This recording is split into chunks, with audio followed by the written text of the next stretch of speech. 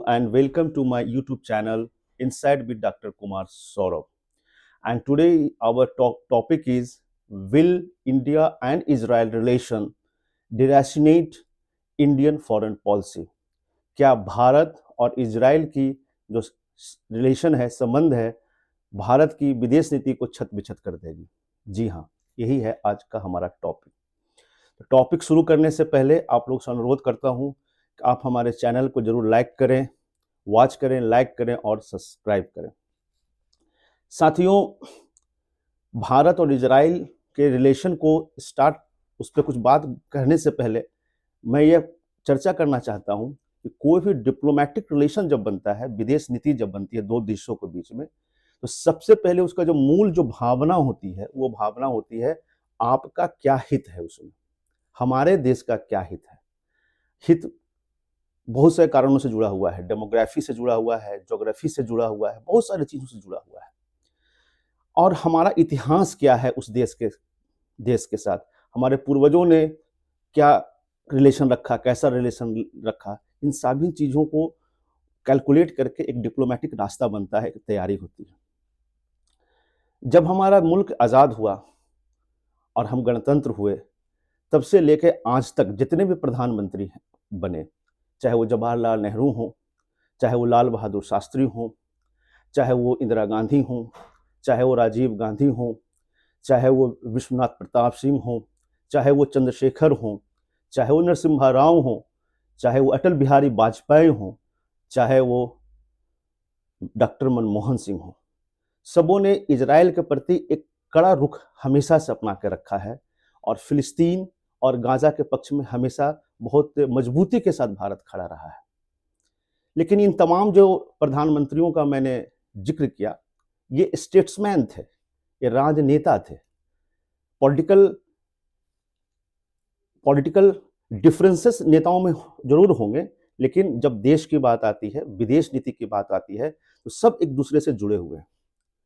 लेकिन 2014 में हमारे देश को प्राप्त हुए महामानव, उन महामानव का नाम है, जो कि नॉन बायोलॉजिकल है, श्री नरेंद्र दामोदर दास मोदी। उन्होंने यह सोचा कि नहीं, ये जो पॉलिटिकल चीज चल रही है अभी तक इजराइल से, इसको चेंज किया जाए और एक नया एक्सिस पे वो भारत को घुमाते हैं। ये सोचना हमें जरूर चाहिए कि इजराइल इतना क्यों चल रहा है, मोदी जी इतना इजराइल के प्रति इतना सॉफ्ट क्यों है, हमारा क्या हित है उसमें। ये सबसे महत्वपूर्ण बात है, क्योंकि देखिए, जब से हमारा देश आज़ाद हुआ है, तो हमारी पॉलिसीज एक धरे पे चली है।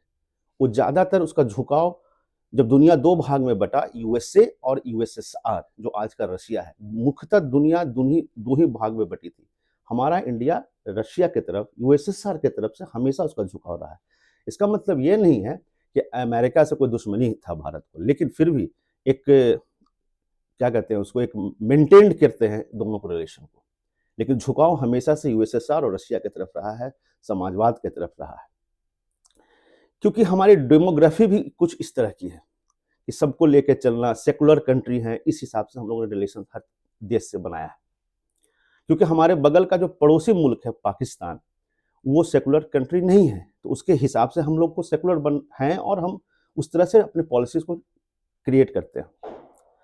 अब हमारे यहाँ सबसे अधिक मुसलमान हैं, हमारे यहाँ मुसलमान आबादी है हिंदू आबादी के बाद, क्रिश्चियंस हैं, बौद्ध हैं, जैन हैं। तो अगर हम आज से लेकर नेहरू जी से लेकर टिल डॉक्टर मनमोहन सिंह, सबों ने इजराइल का विरोध किया और हमेशा फिलिस्तीन को समर्थन दिया और टू नेशन थ्योरी का समर्थन किया है। मतलब कि फिलिस्तीन एक अलग कंट्री है और इजराइल एक अलग कंट्री है, और दोनों के बीच में शांति रहे, इसका हमेशा भारत हमेशा पत्थर रहा। क्यों? क्योंकि हमारे, अब जिंदगी में देखेंगे तो आपके दोस्त मुसलमान जरूर होंगे, आपके दोस्त सिख होंगे, आपके दोस्त जैन होंगे, आपके जो दोस्त बुद्धिस्ट हो सकते हैं, लेकिन बहुत रेयर ही होगा कि हम लोग जब स्कूल में पढ़ते हो तो आपका कोई दोस्त यहूदी मिला होगा, जूइश मिला होगा, क्योंकि यहाँ जूइश की आबादी कुछ है ही नहीं। और हम हिंदुओं के बाद सबसे अधिक आबादी कुछ किसी धर्म की है तो मुसलमान की है। तो सारी सरकारों ने उसकी भावनाओं को भी कदर किया कि नहीं, हम इजराइल के साथ उस तरह से नहीं खड़ा रहेंगे, हम हम फिलिस्तीन के साथ खड़ा रहेंगे, है ना। और फिलिस्तीन का हमेशा समर्थन किया। वर्ल्ड पीस के लिए शांति पुरस्कार जब यारा अराफात को मिला था, तो भारत ने बहुत ही खुशी व्यक्त की थी। ये सब चल रहा था, सब कुछ बढ़िया था। लेकिन हुआ क्या कि 2014 के बाद मोदी जी आ गए। अब मोदी जी को तो आप समझ रहे हो ना, उनका जो ऑडियंस है, जो उन्होंने आरएसएस ने जो पौधा क्रिएट किया है, जिसको काडर वोटर बोलते हैं, उनको सिर्फ एक ही चीज चाहिए, मुसलमान से नफरत। तो अपना जो डोमेस्टिक ऑडियंस है ना, उसको खुश करना है उनको।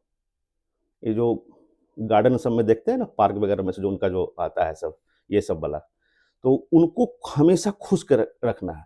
मुसलमानों के प्रति जितना हेट करने वाला होना चाहिए, वो मार्केट में रहना चाहिए, ऊपर से लेकर नीचे तक। तो उसमें सबसे बड़ा चीज कौन सा है? समर्थन, इजराइल। तो अब जब इजराइल आप जाते हैं तो थोड़े यहाँ के मुसलमान बहुत खुश होता है। यहाँ का हिंदू, जो लिबरल हिंदू हैं, सेकुलरिज्म को जो मानते हैं, जो संविधान को मानते हैं, कोई खुश नहीं होता है। ये सब ढकोसले की बातें हैं कि आपको लग रहा होगा बहुत सब इंडिया में सब खुश है। तो ये चीज का समझना चाहिए। मोदी जी गए हैं इजराइल के सदन में, जिसको क्नेसेट बोलते हैं, क्नेसेट में भाषण दे रहे हैं। और भाषण में बार बार एक तारीख का जिक्र कर रहे हैं कि 7 अक्टूबर 2023, 7 अक्टूबर 2023 हमास ने हमला कर दिया, आपके साथ ये हुआ वो हुआ, विक्टिम कार्ड, कोई भारत एकदम आपके साथ खड़ा है। क्या 7 अक्टूबर 2023 के पहले गाजा में और ये फिलिस्तीन में और इजराइल में सब कुछ सब अच्छा था, सब बढ़िया था? ऐसा तो नहीं था ना। ये तो लड़ाई आज की 7 अक्टूबर 2023 से शुरू नहीं हुई है, तो बहुत पहले से शुरू हुआ है। और क्या हमास के नाम पे आप पूरा गाजा पट्टी को बर्बाद कर देंगे? और एक बात और आप लोग को समझना चाहिए कि मोदी जी का ये इजराइल यात्रा का हम सभी भारतीयों को विरोध करना चाहिए। नेतन्याहू, जो वहाँ का प्रधानमंत्री है, नेतन्याहू, वो इंटरनेशनल कोर्ट ऑफ जस्टिस से उसके खिलाफ वारंट आया है जेनोसाइड के लिए। जो व्यक्ति है ये नेतन्याहू, वो स्विट्जरलैंड नहीं जा सकता, फ्रांस नहीं जा सकता, जर्मनी नहीं जा सकता, क्योंकि उस पर अरेस्ट वारंट निकला हुआ है।